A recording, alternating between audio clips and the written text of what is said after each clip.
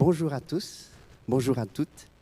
C'est toujours une grande bénédiction pour nous de pouvoir nous retrouver ici chaque semaine pour étudier la parole de Dieu ensemble. Et aujourd'hui, donc, nous avons la joie d'être avec Ronnie qui va présenter la leçon avec nous. Et nous serons aussi avec Victor et aussi avec Émilie. Et sur ce, je cède tout de suite la parole à Émilie pour prier. Merci. Notre Père, notre Dieu, nous voulons t'exprimer notre joie d'être ensemble entre frères et sœurs afin de pouvoir découvrir plus sur ta parole, sur ces trésors, ces révélations que tu nous as laissées, afin que nous ne soyons pas dans l'obscurité, dans l'erreur, à se poser des questions, mais à pouvoir suivre un chemin et pouvoir voir toutes ces grandes richesses que tu as en réserve pour nous. Nous te demandons d'ouvrir notre cœur, d'ouvrir nos pensées, de nous permettre d'absorber toute cette connaissance qui nous fera du bien, qui nous permettra de traverser les jours, les années, les temps à venir. Nous te remercions pour ton amour et parce que tu nous as tout révélé et que tu nous permets de participer à cette grande histoire. Merci pour tout. Amen. Amen. Amen. Alors les amis, comment allez-vous? Comment avez-vous passé la semaine? Victor? Ça a été. Pardon? Ça a été bien. Merci à Dieu, c'était super. Ok. Oui, je dirais, je me suis beaucoup déplacé et je me rends compte que Dieu m'a fait beaucoup de grâce. Si je suis là ce matin, c'est sa miséricorde. Donc je voudrais lui dire merci pour cela. Émilie? J'ai eu la chance de ne pas avoir à travailler hier, tout le vendredi, et ça m'a permis d'avoir une autre compréhension du sabbat. Et je me rends compte que c'est un peu comme une descente, un atterrissage, on va dire. Et de pouvoir se préparer physiquement, mentalement, émotionnellement, et de pouvoir en faire profiter aussi ma fille, c'est une autre qualité. C'est très appréciable. Ah, c'est magnifique, je souscris à tout ce qui a été dit et moi aussi j'ai passé une bonne semaine et je suis content de vivre ce sabbat avec vous et avec nos frères et sœurs dans l'Assemblée et celles et ceux qui nous suivent sur Internet. Alors, se prendre pour Dieu, tel est le thème de cette leçon que nous avons étudiée durant toute cette semaine. Mais avant d'y entrer, j'aimerais vous demander, est-ce que ça vous est déjà arrivé de vous retrouver en face d'une personne qui se prend pour ce qu'elle n'est pas? Qu'est-ce que vous avez ressenti en pareille situation? La liste est trop longue. Tous ceux qui bénéficient d'un petit peu de pouvoir, on pourrait croire que parfois ils se prennent pour Dieu. Ils savent tout, ils ont du pouvoir sur nos vies, sur ce qu'on fait. Je pense que c'est une illusion qui peut tous nous infecter, parce que nous sommes tous en position d'avoir un peu de pouvoir, tout comme en position de ne pas en avoir. Et lorsqu'on en a, qu'est-ce qu'on en fait? Et on voit à travers l'histoire biblique que l'homme, il en a eu. Lorsqu'il a été créé, il était dans la plénitude de ses potentialités, de ses pouvoirs. Et il en a fait quoi? Ouais. Donc tu dis, si je comprends bien Émilie, qu'en fait, nous avons tous un petit peu de pouvoir, mais après, c'est l'utilisation qu'on en fait. Ta question, est-ce qu'il vous est arrivé, si j'ai bien compris, de vous retrouver en face d'une personne qui se fait passer pour ce qu'elle n'est pas? Ce qu'elle n'est pas. Je pense à un moment où je vois une personne, par exemple, hein, je prends littéralement ta question, qui se fait passer pour un handicapé. Après, quand la personne donne l'argent, on lui donne l'argent. Après, quand tu pars, tu regardes sur le rétroviseur, la personne n'est plus handicapée. Ah. Ça, c'est une réalité que j'ai vécue il y a bien longtemps. Donc ça répond à la question. Et qu'as-tu ressenti? Ben justement, quand tu poses cette question, bon, il y a le mensonge, il y a la manipulation, mais il y a aussi le fait de se faire passer pour une autre personne sans en être conscient. Ça aussi, ça peut arriver. Si on le fait consciemment, je pense que ça, c'est très toxique. Okay. Et il faut faire attention. Merci, Franck. C'est quelque chose qui ne me passait pas longtemps. J'ai un Boissin dans lequel il parle tout le temps qu'il est capable de tout faire, de faire n'importe quoi. Et au début, je crois. Mais heureusement, j'ai ma femme à côté. Victor, fais attention. C'est quelqu'un c'est un mythomane. Et malheureusement, aujourd'hui, dans le monde aujourd'hui, il y a des gens qui nous racontent de salade. Des fois, on croit, des fois, on ne croit pas. Ça dépend à quel esprit on va. Au début, je crus. Mais plus tard, je me rends compte que je me suis fait avoir. Donc même, je prêtais quelque chose et lui, il était dans tout ce qu'il parlait, c'était faux. Donc, qu'est-ce qu'on peut dire de ça? C'est qu'on va voir, des fois, les gens se prennent pour quelqu'un qui ne sont pas, mais des fois, on croit. Donc, on va voir, l'être humain se prend par Dieu et on va voir qu'est-ce que ça donne cette étude. Tout à fait. C'est cela. Nous allons effectivement aller à la rencontre d'un être qui, visiblement, se prenait pour ce qu'il n'est pas. Hein, nous allons découvrir de qui il s'agit. Alors, pour une mise en contexte, je vous propose de lire Ésaïe 14, puisque tout le trimestre, notre attention est focalisée sur ces écrits. Ésaïe 14, les versets 3 à 23. Ça, c'est pour la mise en contexte. Et nous allons particulièrement zoomer sur les versets 14 à 15, si vous le voulez bien. Donc, Ésaïe captive à ceux qui les avaient fait captives. Ils domineront sur le oppresseur. Or, les jours où le Seigneur t'aura accordé le repos, après tes peines et tes agitations, et après le dur esclavage que te fut imposé. 4. Alors tu prononceras ce poème contre le roi de Babylone et tu diras: comment? L'oppresseur n'est plus? La tyrannie a cessé? Le Seigneur a brisé le bâton des méchants, le sceptre des dominateurs. Celui qui, dans sa fureur, frappait les peuples par des coups incessants. Celui qui, dans sa colère, dominait sur les nations est poursuivi sans ménagement. Tout le pays jouit du repos et de la tranquillité. On éclate en cris de joie. Le cyprès même, les cèdres du Liban se réjouissent de ta chute. Depuis que tu es tombé, personne ne monte pour nous abattre. Le séjour des morts s'émeut jusque dans ses profondeurs pour t'accueillir à ton arrivée. Il réveille devant toi les ombres, tous les grands de la terre. Il fait lever de leur trône tous les rois des nations. Tous prennent la parole pour te dire: toi aussi, tu es sans force comme nous. Tu es devenu semblable à nous. Ta magnificence est descendue dans le séjour des morts, avec le son de tes luttes. Sous toi est une couche de verre, et les vers sont ta couverture. Te voilà tombé du ciel, astre brillant, fils de l'aurore. Tu es abattu à terre, toi le vainqueur des nations. Tu disais: je monterai au ciel, j'élèverai mon trône au-dessus des étoiles de Dieu.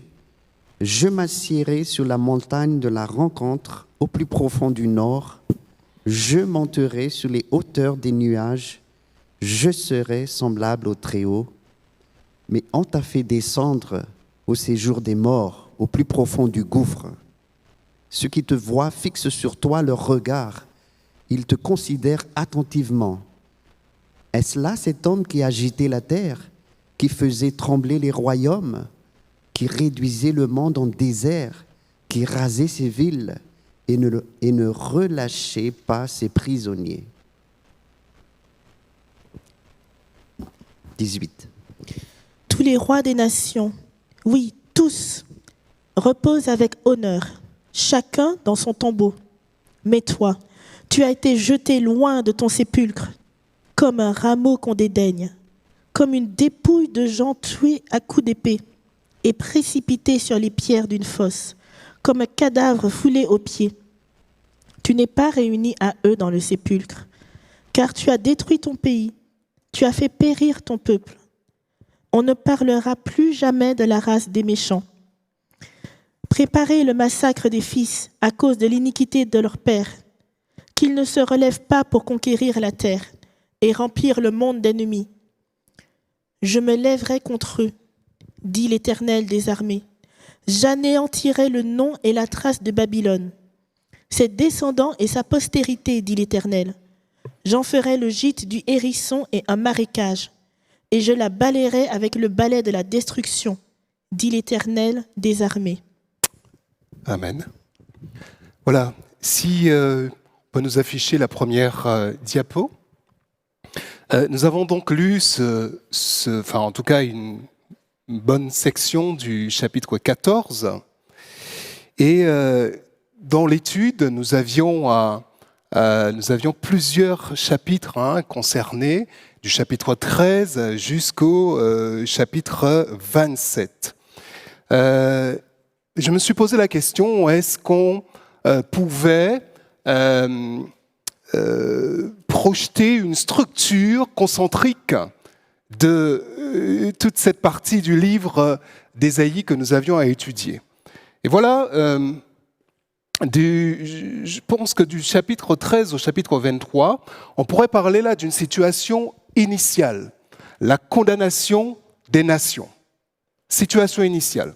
Ensuite, il y a un nouement, c'est le B, le chapitre 13. On a l'histoire de la fin de Babylone, l'histoire de Babylone qui est annoncée. Au chapitre, en troisième partie, ce qu'on va appeler le climax ou l'action transformatrice, on a là ce thème sur lequel nous allons beaucoup nous arrêter ce matin, qui est l'étoile ou l'astre qui voulait être Dieu.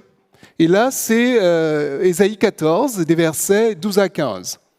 Et puis, on a en figure du B, le B', qui est le dénouement, la fin de Babylone, les chapitres 16 à 23.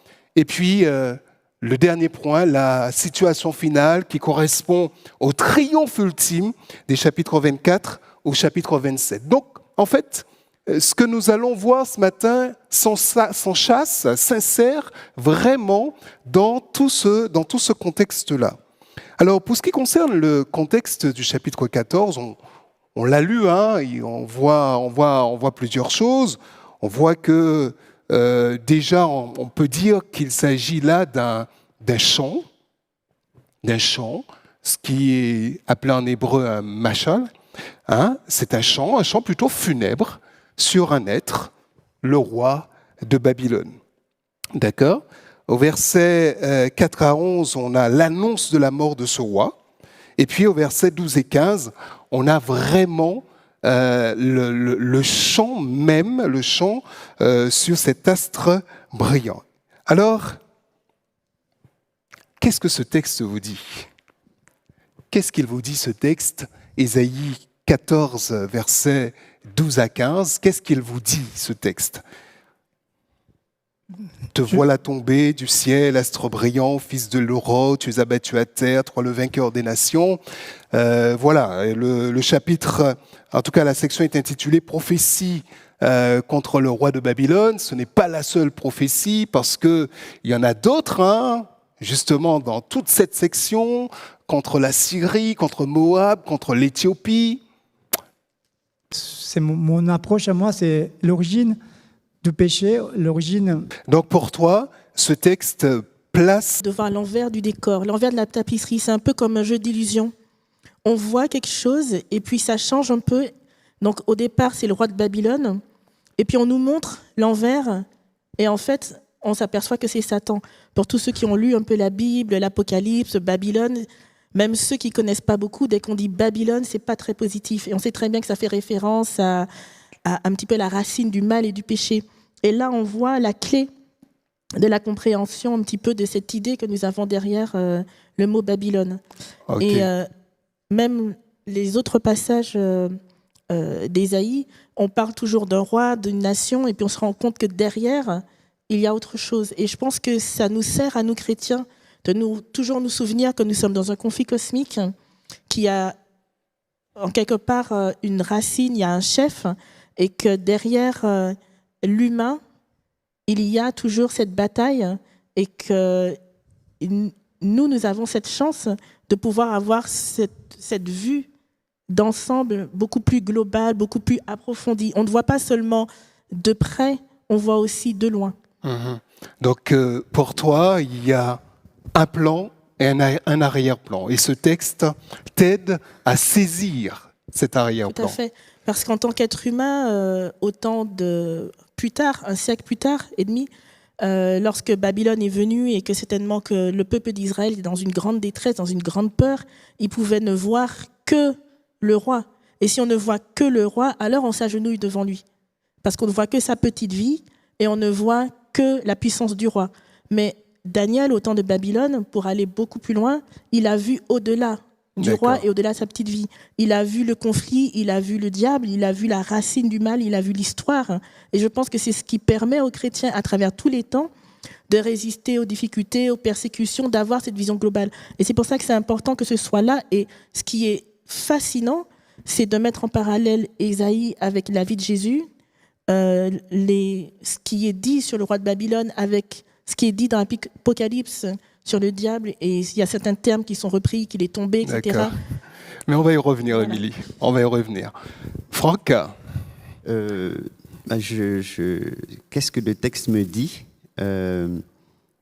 Il faut savoir qu'à l'instant, donc, Babylone, au moment où on a écrit ce texte, Babylone n'était même pas encore une grande nation. Donc, ça me frappe dans un premier temps. Donc il ne faut pas oublier aussi le chapitre 13 qui nous parle vraiment du jugement de Dieu, parce que tu as dit que tous ces textes-là, à partir du chapitre 13 jusqu'au chapitre 23, si je ne me trompe pas, au chapitre 26, on parle du jugement des nations. Et donc il y a plusieurs nations. Oui. Mais là, Babylone n'est pas encore une grande nation. Et ça, c'est déjà quelque chose qui me frappe dans le sens où, 8e siècle, avant Jésus-Christ, le prophète, Dieu voit le cours de l'histoire. Donc c'est déjà quelque chose de très très fort. Avant, après, de parler de l'arrière-plan. Mais donc le texte, Babylone n'existe pas encore. Et après, on parle plus d'orgueil ici. Oui, aussi. Oui. Merci Franck, merci à vous. Il y a une question d'Albert qui nous demande d'avoir une liberté totale. On a un certain pouvoir sur Dieu. Si je comprends, on a une liberté totale. A-t-on un certain pouvoir sur Dieu? Et il met entre parenthèses le libre choix. Je pense qu'on y reviendra au cours de l'étude, si Albert le veut bien. Alors, là, vous nous avez dit ce que ce texte justement vous dit. Mais maintenant, quand on regarde ces quelques versets, comment ceci est dit? Est-ce que vous n'êtes pas interpellé par la façon dont le texte est écrit? Alors, par exemple, te voilà tombé du ciel, astre brillant, fils de l'aurore, tu es abattu à terre, toi le vainqueur des nations. Ça, c'est la version Louis II. Dans la version NBS que nous avons vue tout à l'heure, comment et quand on regarde un petit peu la Bible hébraïque, on se rend compte qu'il s'agit là de questions, pratiquement tout le verset 14 est en questionnement. Alors, comment, selon vous, comment tout cela est dit? Comment est-ce que vous le ressentez? Comment est-ce que vous l'analysez? La façon dont c'est dit? C'est ça qu'il faut dans le livre d'Ésaïe. On se rend compte tout de suite que ce ne sont pas des paroles faibles ou dérisoires. C'est des paroles qui créent, raffinées, bien conçues, qui nous poussent à vraiment imaginer ce qui se passe, la réalité des choses. C'est ce qui me touche déjà, la manière dont ça a été présenté. C'est des choses raffinées, ce n'est pas quelque chose de faible. Ok. très conçu, Des mots forts. des mots forts. Des mots forts. Ce qui me surprend, c'est qu'on voit l'amour de Dieu à travers la façon dont il interpelle le diable, l'adversaire, le méchant. On voit qu'il parle presque à son fils, à un créateur envers une créature qui a été aimée, valorisée. Parce que je vous assure que je pense qu'aucun d'entre nous ne parlerait comme ça à quelqu'un qui aurait fait autant de mal, à quelqu'un qui... On voit à l'origine la place et l'amour que cet être a reçu. Astre brillant, fils de l'aurore, alors qu'il est tout le contraire de ça aujourd'hui. Ok. Pour toi, il y a un langage d'amour derrière. Et on n'est pas obligé. On pourrait s'adresser à lui d'une toute autre façon qui serait beaucoup moins valorisante, respectueuse. Et je pense qu'on ne manque pas d'imagination pour imaginer ce qu'on pourrait être dit. Très bien. Et est-ce que vous avez déjà imaginé, avant le Covid, qu'un jour, toute la Terre entière sera confinée? Vous avez déjà imaginé avant que ça arrive? Non, non. Et là, ce que je vois ici, c'est quelque chose d'étonnant. Comment est-ce que tu as tombé? Comment? On n'attendait pas qu'il puisse tomber quelque chose de grand. Donc, pour moi, c'est quelque chose d'étonnant. Donc, et comme tout à l'heure, tu l'as dit, Dieu est maître du temps. Il contrôle. À nous de suivre cette direction.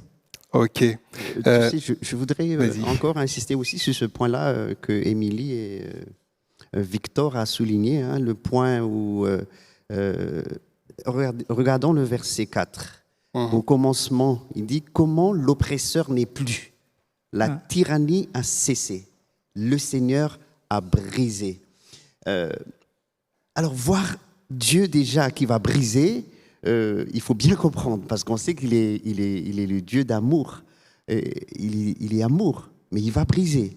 Et donc, on donne ici déjà la raison de ces actions, allons dire, destructrices qui va arriver. C'est parce qu'il y a eu la tyrannie, il y a eu l'oppression qui a été faite par Babylone. Donc, c'est déjà concilier le fait que la destruction va arriver, Dieu va détruire. Et comment je peux concilier un Dieu d'amour, justement comme Émilie a dit, qui parle, qui dit les choses clairement, et le Dieu qui a commencé déjà depuis le verset 13, qui va donc détruire. Et le Dieu d'amour va détruire. Et il y a déjà une raison qui me console ici, c'est parce que l'oppresseur a opprimé. Et en même temps, à bien y regarder, c'est un chant, c'est un poème, mais il y a quand même un peu de sarcasme. C'est un peu sarcastique. Oui. Un peu, parce que comment l'astre t'est tombé? Et quand on regarde le verset 14, pour bien marquer cette histoire, enfin en tout cas ce genre qu'est le chant, le poème ici, on a déjà on va dire un reproche, te voilà tombé du ciel ou en constat, mais en tout cas, il n'est pas positif. Ensuite, astre brillant, fils de l'aurore, qui est là, qui a un aspect positif. Ensuite, tu es abattu à terre, en miroir de te voilà tombé du ciel. 3, le vainqueur des nations. On a là un mélange, quelque part, de compliments et en même temps de choses pas très positives. Hein, d'accord? Et on remarque qu'il y a là un discours qui est quand même direct. Et donc, c'est aussi une des caractéristiques de notre Dieu, de nous parler directement, soit par sa parole, hein, soit par quelqu'un qui l'envoie, soit par un signe, quelque chose, mais en tout cas, le Seigneur nous parle directement. Et alors, nous avons déjà évoqué le personnage dont il est question. Si j'ai bien compris, vous disiez qu'il s'agit du roi de Babylone, n'est-ce pas? Le roi de Babylone. C'est ça justement la question. Oui. Est-ce qu'on peut appliquer au roi de Babylone tout ce qui est dit là? Parce que on parle directement de lui. Qu'est-ce que tu en penses? Eh bien, je ne me précipite pas pour parler de la tradition chrétienne. La tradition chrétienne, comme ça a été dit ici, assimile ça à Satan. Mais dans le texte ici, on parle du roi de Babylone. On parle du roi de Babylone. Cette personne. Est-ce qu'on peut dire qu'on parle d'un roi de Babylone en particulier, ou est-ce qu'on parle d'une d'une dynastie personnifiée, d'un système? Ce que je vois ici, il parle d'un royaume. Dans l'histoire, on connaît que Babylone, c'était un royaume énorme. C'était dominé toute la terre entière. Mais aujourd'hui, cet royaume n'existait plus. La ville, elle n'est pas là. Physiquement, il n'y a plus. Ils ne sont pas reconstruits. Donc, ces sorts de Babylone, ils n'existent plus. Mais il y a une autre Babylone spirituelle, en fait, dans laquelle, en fait, c'est le chemin. En fait, c'est une façon de vivre. Un chemin dans lequel l'orgueil prend place dans l'homme. Il ne laisse pas la place à Dieu d'agir dans sa vie. Donc, aujourd'hui, peut-être à l'époque où été écrit les prophéties et cet jugement, il y avait les forts, parce que le jugement n'est pas pour les faibles. Et là, sont jugées les personnes fortes, ceux qui profitaient des faibles. Donc, il n'y a plus ça. Donc, à l'époque, il y a toujours les peuples Sion, il y a les peuples Babylone, qu'il y a toujours la persécution des plus forts aux plus faibles. Donc, aujourd'hui, peut-être physiquement, il n'y a pas, mais je peux dire que spirituellement, ça continue, ça perdure. D'accord. Donc pour toi, il y a eu une Babylone physique, mais aujourd'hui, il y a une Babylone spirituelle qui perdure. Alors, mais c'est un chemin, c'est une façon de vivre, une schématique. D'accord, très bien. Quand on lit le verset 4, il est dit, Ésaïe 14, verset 4, dans la version seconde, alors tu prononceras ce chant sur le roi de Babylone et tu diras, et crois, le tyran n'est plus, l'oppression a cessé. Donc quelque part, ce roi de Babylone est présenté comme un oppresseur, comme un tyran. Hein? N'est-ce pas?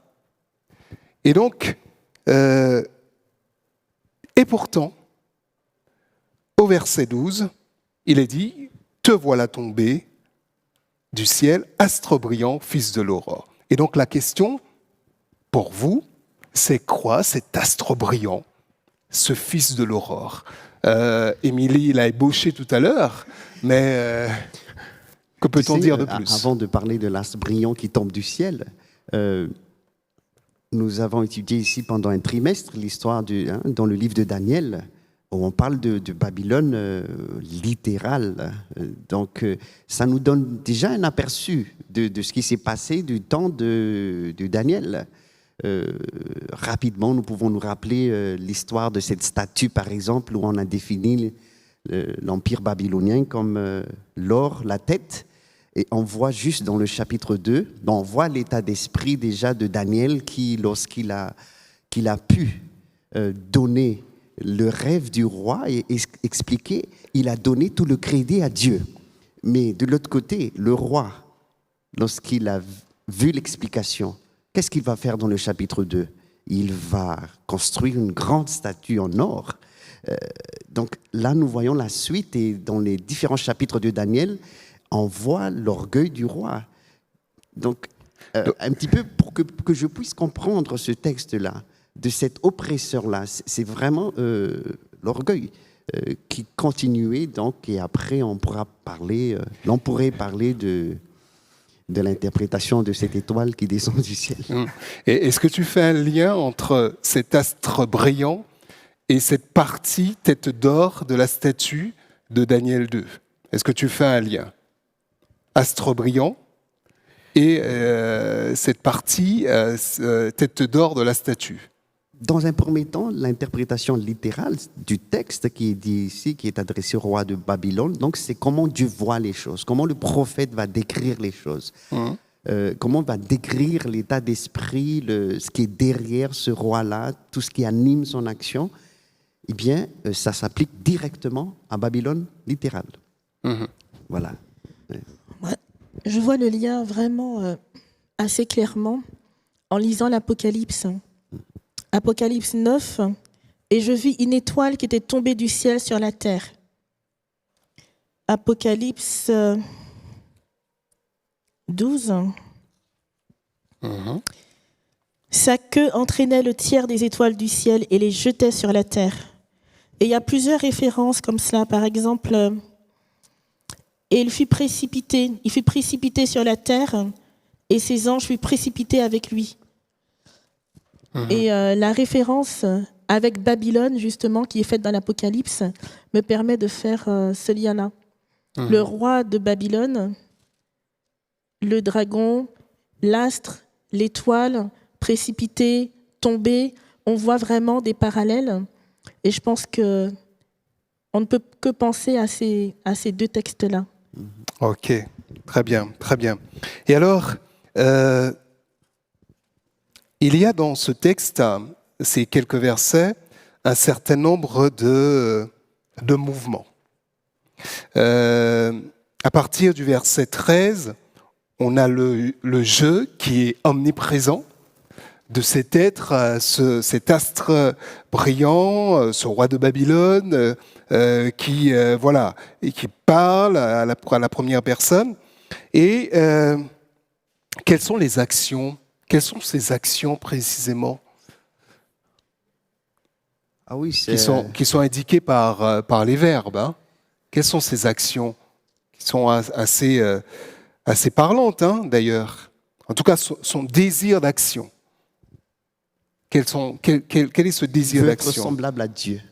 Et là, ça dépasse vraiment. C'est un état d'esprit. Ça peut être bizarre pour nous. Comment une personne peut penser comme ça? Il y a 5 jeux ici. Je monterai au ciel. J'élèverai mon trône. Je m'assirai. J'élèverai mon trône au-dessus des étoiles de Dieu. Je m'assirai sur la montagne de la rencontre.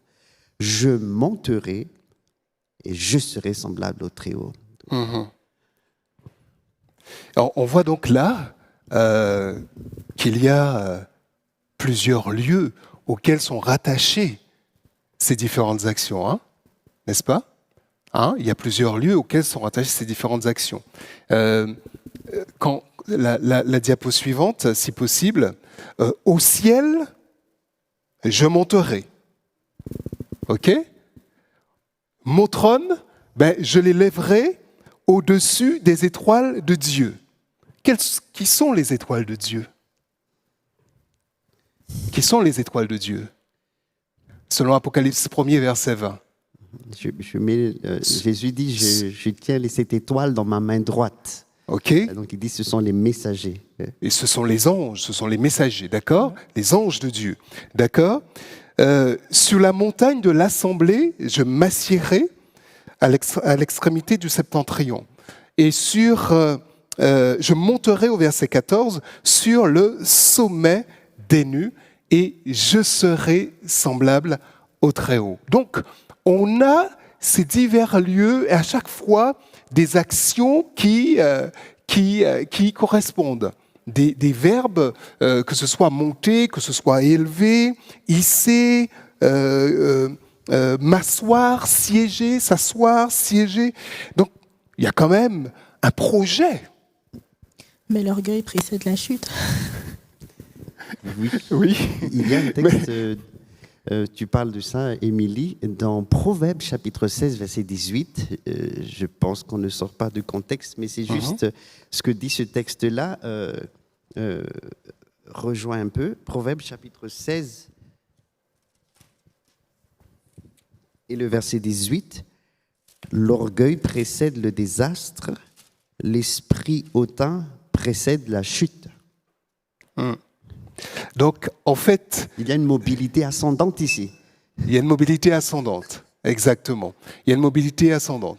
Et là, si je comprends bien, toutes ces actions, tous ces mouvements liés à une certaine géographie, là, pour vous, traduisent un sentiment, voire même un état d'esprit qu'est l'orgueil, c'est ça? Oui. Vous validez ou Exaltation, vous validez l'orgueil. C'est certain. Et alors, si vous devez apporter une définition à l'orgueil, pour vous, c'est quoi? Qu'est-ce que l'orgueil pour toi, Victor? Bon, et là, dans le texte, on voit qu'il se prend par Dieu. Il serait semblable à Dieu. Et si on va au paradis, pour ceux qui connaissent l'histoire de l'humanité, dans laquelle, au commencement, il parle, les premiers péchés de notre premier parent, c'était quoi? C'était devenir comme Dieu. Parce que, mais qui a fait ces mensonges et qui a on va dire, camouflé ces choses d'être bien, c'est toujours, on voit toujours Satan. Donc, je veux dire, l'orgueil pour moi, c'est dire être dépendant. Je peux faire tout seul. Je n'ai pas besoin de personne. Je peux me débrouiller tout seul. Et non. On est des êtres dépendants. Même on cohabite en société. On dépend des boulangers, on dépend de tout le monde. Donc, je pense que l'orgueil, ça veut dire, pour moi, être tout seul, indépendant. Voilà. Être indépendant, être en totale autonomie, c'est ça, Émilie?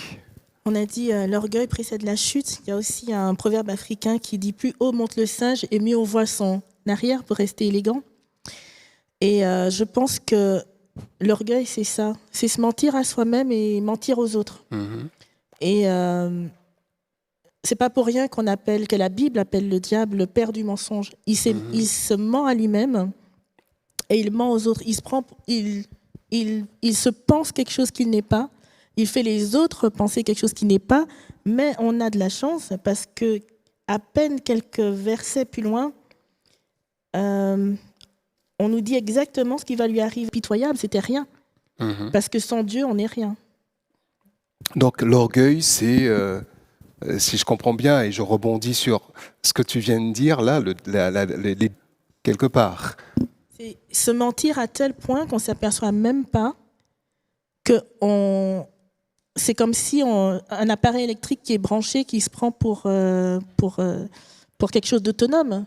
En débranchant la prise, mais on n'est plus rien. C'est clair. C'est ça. Franck, quelle serait ta définition de l'orgueil? Oui, je suis dans les mêmes sens. Donc déjà, une opinion très élevée de soi-même, de son importance, de sa dignité. Et pour rejoindre Victor,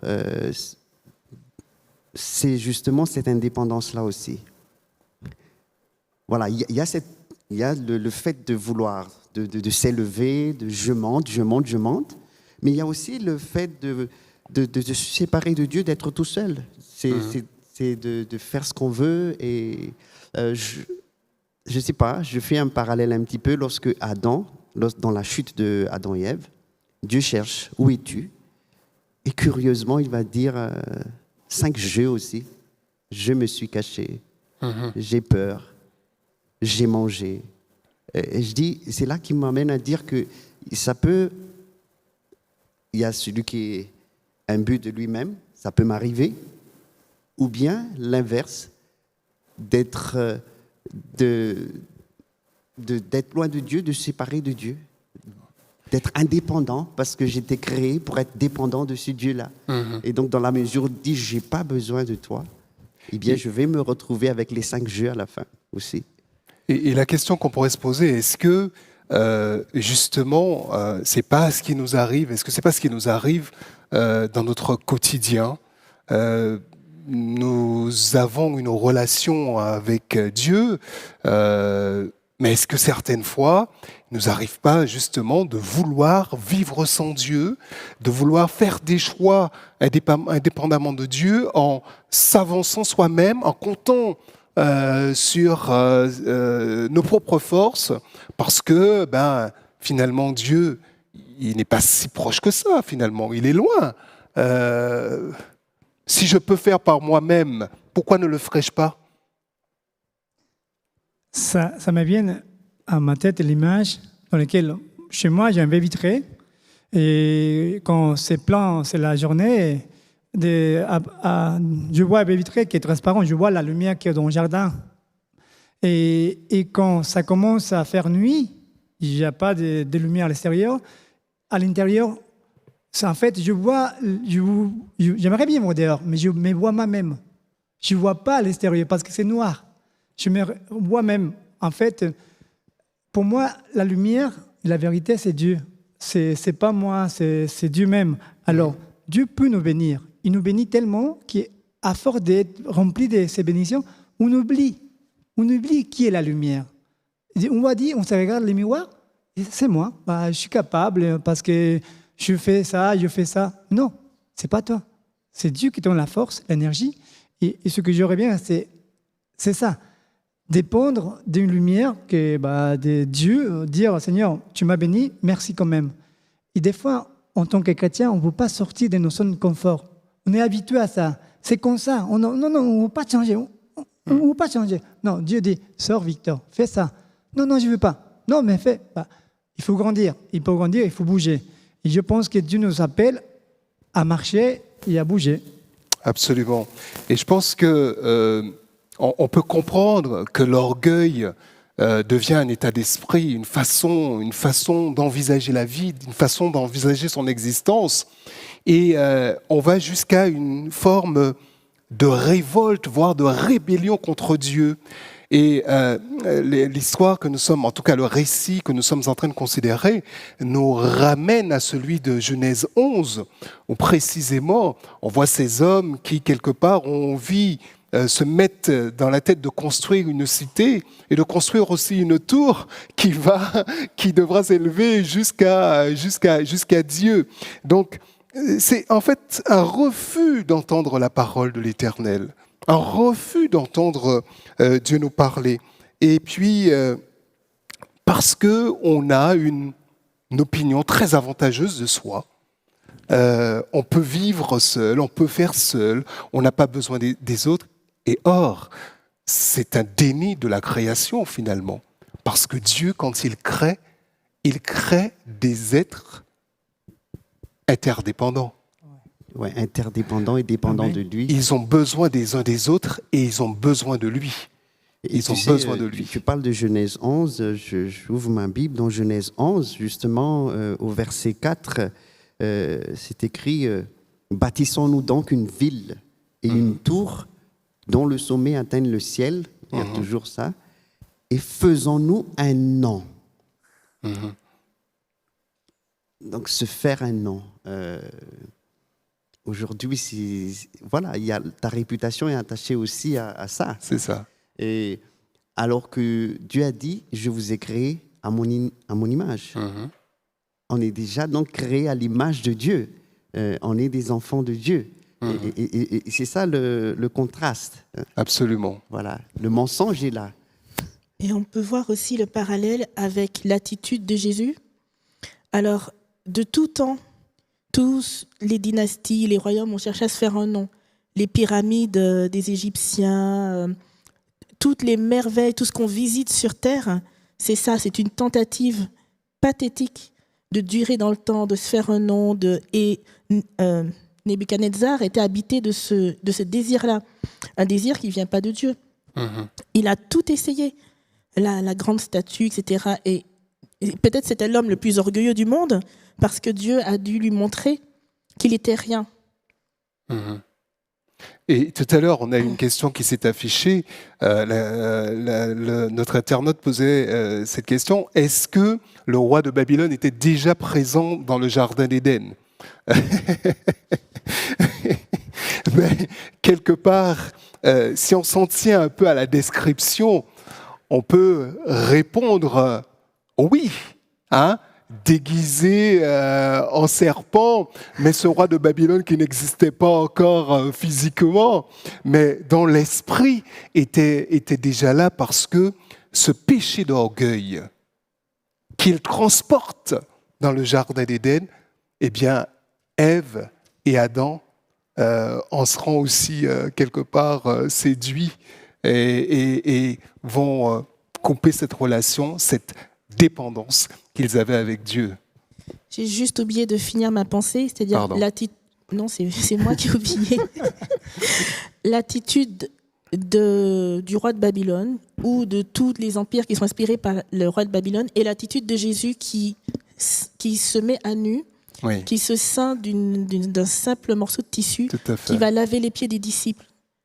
Celui qui prend soin de ceux qui sont délaissés, celui qui n'a pas cherché le pouvoir, qui n'a pas fréquenté les sphères du pouvoir, qui a été au contraire vers ceux qui étaient les plus méprisés, les plus faibles, les plus bas dans la société. Oui, Je pense que, la comparaison, le contraste est évident. est évident. Oui, ce que tu dis est intéressant aussi. Il est possible de nous réafficher le diaporama. On voit donc ces mouvements de ce roi, de cet astre brillant qui veut s'élever, mais verset 15 et suivant, on voit bien que du ciel il tombe, que de la terre, en tout cas il est abattu, il est jeté, il est précipité, il est retranché, et puis il est précipité, même il est descendu dans le séjour des morts, dans la fosse. Et ensuite, tu parlais du Christ, et c'est intéressant parce que effectivement, on voit bien ce contraste-là entre les mouvements du diable et les mouvements du Christ. L'orgueil, l'arrogance du diable le pousse à vouloir monter, à vouloir s'asseoir, à vouloir être comme le Très-Haut, tandis que Christ, et là on peut s'appuyer sur ce texte de Philippiens chapitre 2, on voit que Jésus, c'est l'humilité. Jésus, c'est l'amour. Il dépose, nous dit Paul dans Philippiens 2, verset 6, il dépose son égalité avec Dieu pour devenir un serviteur. Oui. Il va paraître comme un simple homme et il va mourir à la croix pour l'homme que je suis, pour l'homme que tu es. C'est exactement le contraire. Tout à l'heure, nous avons parlé de mobilité ascendante. Et il y aura une force qui va abaisser, c'est Dieu. Et il y a Jésus qui donc va dans cette, allons dire, mobilité descendante. Et la fin de ce texte-là de Philippiens va dire que Dieu l'a souverainement élevé. Afin qu'au nom de Jésus, tout genou fléchira et reconnaître que Jésus est Seigneur à la gloire de Dieu. Donc, il y a ça, il y a le contraste de cette mobilité, c'est ce vouloir monter. Il y a une force qui va abaisser. Absolument. Il y a cette descente, cette humilité. Voilà, donc l'antithèse de l'orgueil, c'est l'humilité. Tout à fait. Et donc Jésus qui va être souverainement élevé. Juste avant, Émilie, si on peut voir la dernière diapo pour résumer ce que tu dis en termes de résultats, on a Jésus le vainqueur et le diable, comme il est dit dans le grec, le diabolos, l'adversaire, eh bien le vaincu. Jésus le vainqueur, après avoir été abaissé, eh bien, il est souverainement élevé. Parce que vainqueur du péché et vainqueur de la mort, n'est-ce pas? Et puis, il y a Satan, le vaincu, qui a été précipité, qui est vaincu à cause du sang de l'agneau, selon Apocalypse chapitre 12, les versets 9 à 11. Émilie, je t'en prie. Oui, je pense qu'un des privilèges que nous avons, nous les chrétiens des derniers temps, c'est de pouvoir comprendre l'histoire et de pouvoir mieux comprendre cette loi de Dieu qui est que celui qui s'abaisse est en fait est le plus élevé et que celui qui cherche le plus à s'élever s'abaisse et qu'on n'a pas besoin d'être chrétien aujourd'hui pour comprendre que notre désir de s'élever, de possession, de prospérité, en fait, nous détruit. Et lorsqu'on voit les courants écologiques, le souci que nous avons par rapport à la conservation de la Terre, tout le monde sait qu'on s'autodétruit. Quelque chose qui n'aurait pas été clair pour des personnes du 19e siècle, par exemple. Au moment dans l'illusion de la toute-puissance, du développement, des bienfaits à l'humanité qu'apporteraient toutes les inventions, les découvertes scientifiques, alors qu'aujourd'hui, on s'est remis cette illusion. Il n'y a plus aucune théorie, il n'y a plus aucune idéologie, il n'y a rien qui nous fasse rêver et qui nous protège de cette réalité que nous détruisons. Okay. Et c'est ce désir de pouvoir qu'a le roi de Babylone, qu'a cet astre brillant qui nous montre où est-ce que ça mène. Et au début de l'histoire de l'Éden jusqu'à maintenant, nous voyons très clairement, très parfaitement où mène ce désir. Merci, merci. Alors, il nous reste à peu près 5 minutes avant la conclusion de ce temps d'échange. Beaucoup de choses peuvent être encore dites sur cette étude, sur cette leçon, mais in fine, il y a bien deux camps. Il y a là, on voit bien qu'il y a un camp. Il y a un camp du roi de Babylone et il y a un camp de Christ, du roi de Jérusalem, n'est-ce pas? Du roi de Sion, n'est-ce pas? Hein? Et donc, la chute de Babylone est annoncée. On le voit dans Ésaïe chapitre 21, on le voit dans l'Apocalypse chapitre 14, on le voit dans Apocalypse chapitre 18.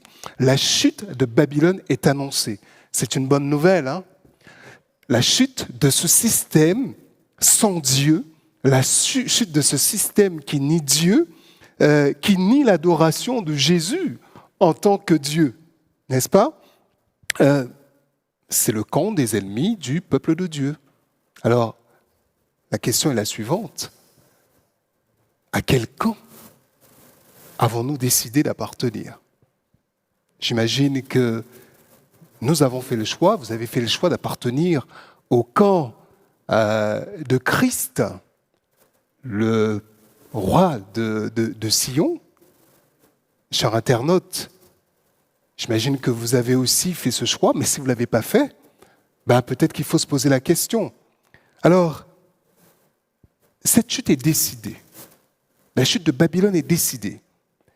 Et nous voyons que les chapitres 24 à 27 du livre d'Ésaïe parlent du triomphe final de Sion. La promesse de restauration. Alors, il y a donc un chant de grâce, un chant des rachetés au chapitre 26. Alors,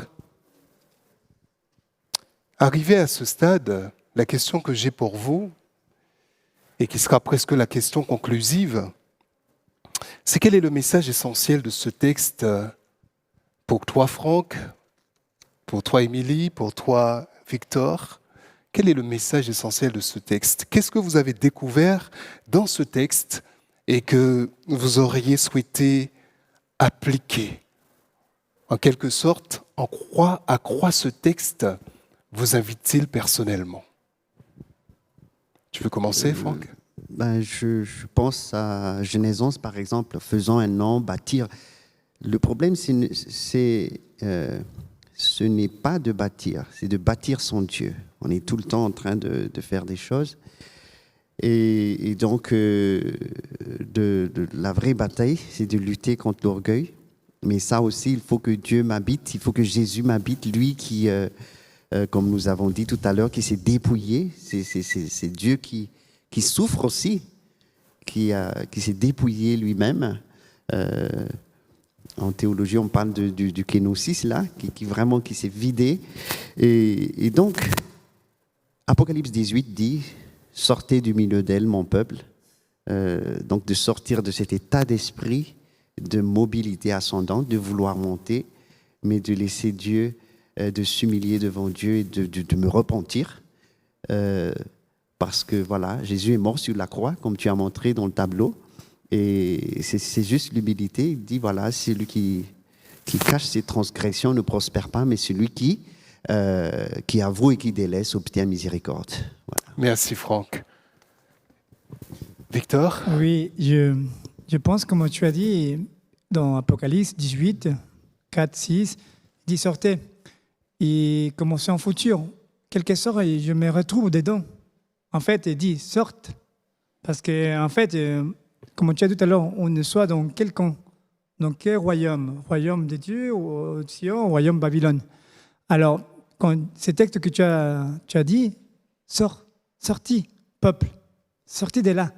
Parce que la colère de Dieu va descendre, il va détruire. Donc, je pense, quelque sorte, des fois, je me retrouve dans cette Babylone. Et heureusement, dans cet verset, il dit, il y a une solution, il y a la lumière. Tu peux monter vers moi, mais ne reste pas. Tu as tombé, je suis là, je te relève. C'est ça l'espoir qu'il me donne. Tu as tombé, mais il y a une solution. Christ est mort pour toi. Donc, tu peux tomber, on peut tous tomber, mais il y a toujours Christ. Et donc, il faut être conscient qu'il y a deux camps dans lesquels on va choisir ça me rappelle un peu le football. Des fois, on passe d'une équipe à l'autre. Et je pense que Dieu nous appelle à l'équipe gagnateur qui est Christ. C'est ça que j'ai appris de cette étude. Ok, tu as décidé d'être du camp de l'équipe qui gagne. Émilie? Je vous entends parler de camp. Parfois, je pense qu'on est un peu comme le peuple d'Israël en Égypte. On n'a pas le choix que d'être au mauvais endroit, au mauvais moment. Et on n'a pas le pouvoir, surtout. On ne peut pas décider sa destinée, la destinée de ses enfants. Enfin, on a l'impression. Mais l'histoire du peuple d'Israël en Égypte nous montre que les choix individuels, ça peut compter. La maman de Moïse, par exemple, nous montre que Dieu est au pouvoir de l'histoire, qu'il y a un temps déterminé, que ce temps fait certainement partie de sa grâce, et que même, Victor, tu parlais de sortir de Babylone, même au moment où il faut sortir, Dieu donne toujours une dernière chance. Ils pouvaient peindre le linteau de leurs portes, ils pouvaient même partir avec le peuple d'Israël. Et je pense que quand on se sent faible, sans défense, sans pouvoir même oppresser, même parfois on se demande comment on va faire pour... Moi qui suis dans le domaine de l'éducation, il est clair que les valeurs chrétiennes ne font pas partie de la façon dont on élève les gens, les personnes, les futurs adultes de demain. On apprend aux enfants exactement le contraire de ce qu'on veut, nous chrétiens, mettre en place, c'est-à-dire sois sans pitié, pense à toi d'abord, tu dois te débrouiller, la vie c'est compétitif, donc la fin justifie les moyens. Et je pense que de se dire que même si on a l'impression d'être dans le mauvais camp, d'être parmi les perdants et les faibles, que Dieu il est au contrôle et qu'il y aura un temps où on va pouvoir enfin être libéré et adorer Dieu de la façon dont on le voudrait. Ce que dit Dieu est maître du temps. Ok, Dieu est maître du temps et nous devons aussi maîtriser le temps qui nous est imparti. Et c'est pour cela que je vais vous inviter, et vous dans l'Assemblée, chers internautes, derrière ton écran, à prier avec nous pour clore ce temps. Merci Dieu vivant, parce que ta parole est une épée qui tranche. Elle sépare jointure et moelle. Et là, aujourd'hui, tu mets devant nous ce texte pour nous inviter à réfléchir chacun sur sa situation vis-à-vis de toi. Alors, Père, s'il te plaît, visite-nous et montre-nous là où le péché d'orgueil a pris trop de place, trop de dimensions, là où nous avons rompu peut-être cette relation à toi. Alors, merci de venir, Père, nous le montrer et puis de nous assurer que tu es là pour nous relever. Babylone aura une fin, c'est une espérance et nous voulons nous y accrocher dans le nom de Jésus. Amen. Amen. Merci à vous, merci chers internautes, merci aussi à vous membres d'Église dans l'Assemblée et nous vous donnons rendez-vous sabbat prochain pour une prochaine étude. Bonne suite de culte avec nous.